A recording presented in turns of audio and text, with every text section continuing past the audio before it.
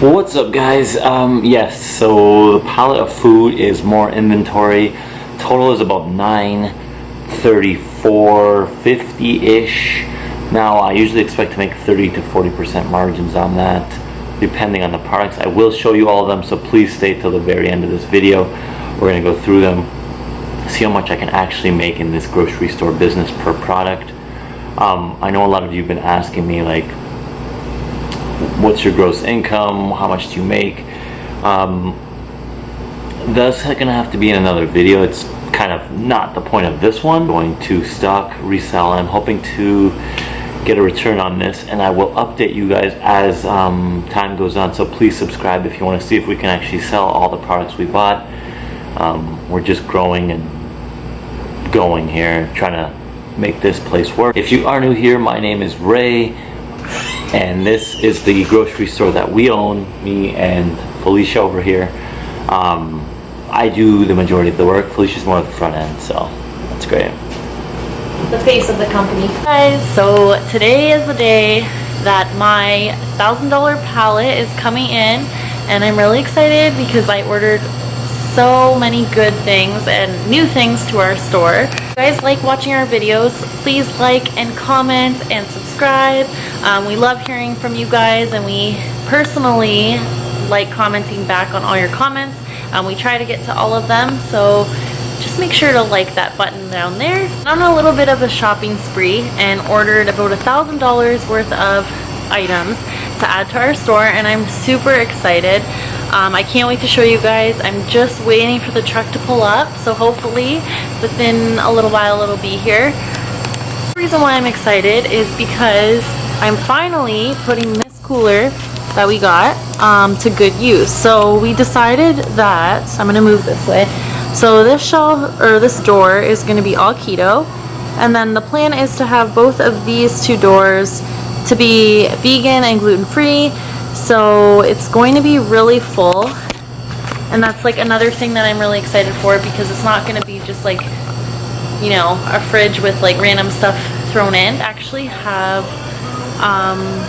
a bigger market than what we anticipated, and what I mean by that is that we have more gluten-free customers, more vegan customers, which is amazing because there's a lot of great products coming out that cater to those types of customers, and it's just amazing.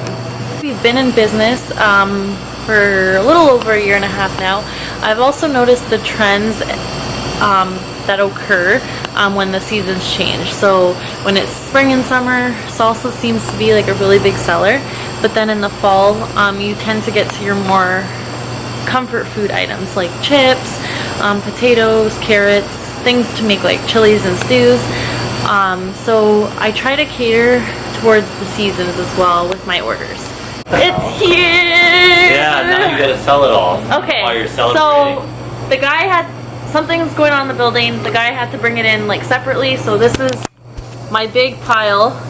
I don't know why you're excited. It's not sold. And I opened some of them to start pricing because we got busy and I couldn't talk on camera because I'm not comfortable. Are we gonna show them some of it, or? Yes, yes.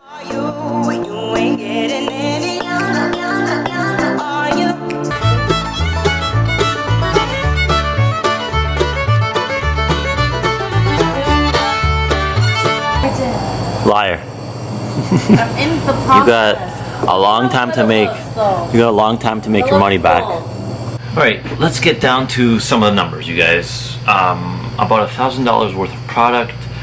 We are looking at 35% margins on average, but before we even get to put the full stock on our shelves, there's going to be certain things that are damaged which we have to return.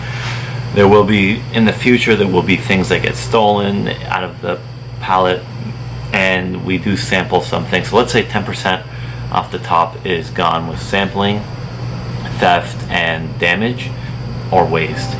So that leaves us with about $900 worth of product. So at 35% margins, $900 worth of product, we're looking at around $1,250, maybe closer to $1,300 in total sales off of this.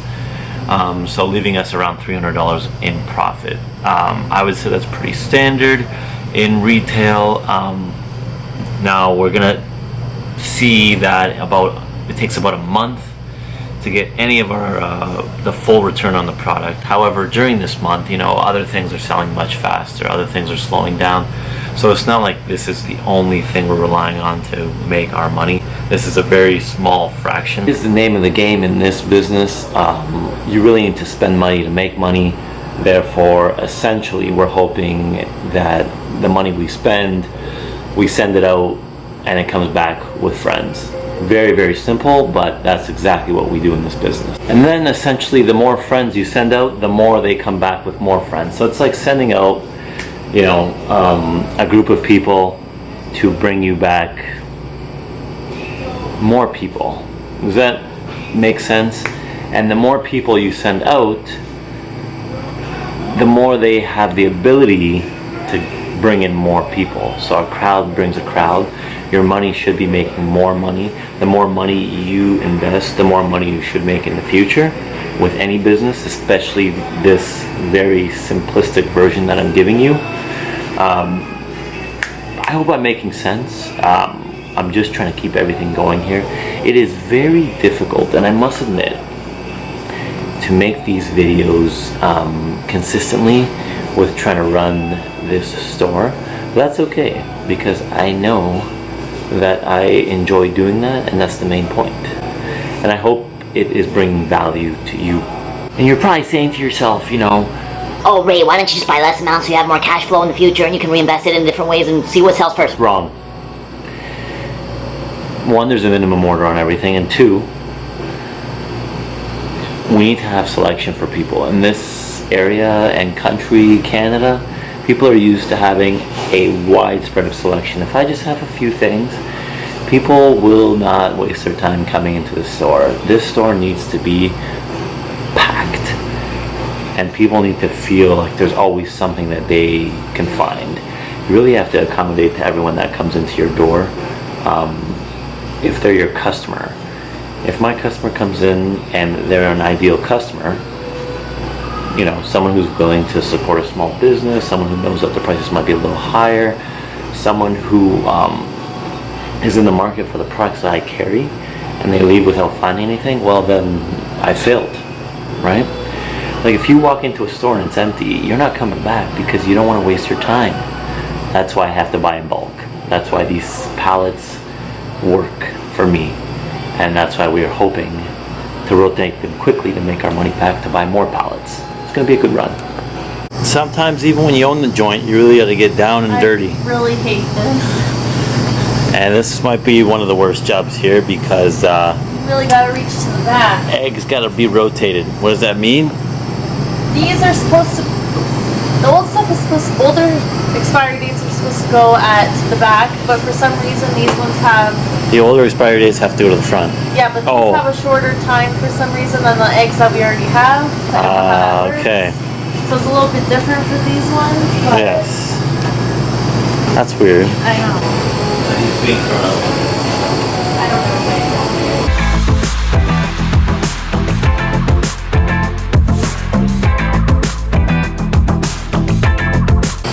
Another thing, I know we spend a lot on our inventory, such as this $1,000 pallet.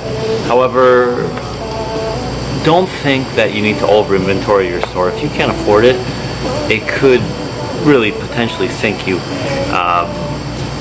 Yeah. The issue being is the main goal when you're in this type of business is don't run out of money. That's the main goal. You need to move product faster than you're buying it, and that can be tough if you don't have a lot of cash reserves. You don't want to be in the negatives and trying to build it back to when you sell your product, because you don't know if you have a slow day like we had today. To be honest, it was a very busy morning, and now it's slowed down. So you don't want to sit on so much inventory that you can't afford, because if it doesn't move, you won't be able to pay your rent, your utilities, your employees. Those are the main things that need to be covered first. Inventory is a bonus to sell. I mean, I know you need it, but you don't need too much of it, and you don't need too little of it. You have to find that perfect balance that you can afford. It's not going to be the same for everybody. By the way, for an example, this little iced tea. Oh, I thought someone was in here. This little iced tea, that was a mistake. I'm over inventoried on this. I buy these for $1. I sell them for $1.79. I have about 45 of them right now. They weren't a hit, and yeah, I have to make my money back on them. So what's going to happen is they're going to be moved to the front where they're much more visible. If they don't sell in a month, I have to lower the price to $1.49. Still make money, it just takes a long time. I know what you need. She said she's feeling lightheaded. So this is just a little bit of natural sugar. Hurry up. Oh wow, it's good. But nobody buys them. They're so good that no one buys them. They're just intimidated. Kind of been a weird day today. We were extremely busy. I got this delivery and the delivery driver couldn't put it in the hallway because there was a real estate agent coming and the landlord didn't want the whole skid in there, blah blah blah blah, all that stuff. So I had to have him put it behind the counter, which I showed you guys. But you did see the cooler. Prior to me changing it up, so I just want to show you what it looks like now. We do have another delivery coming next week, but this is just kind of the gist of it for right now. So as you can see, it's quite full, and I did rearrange things in the other ones as well. I'm not a good cameraman. This stuff right here we just picked up off the pallet. This is a lot of vegan selections. This brings in people from further away, which we need. We can't just focus on the people in the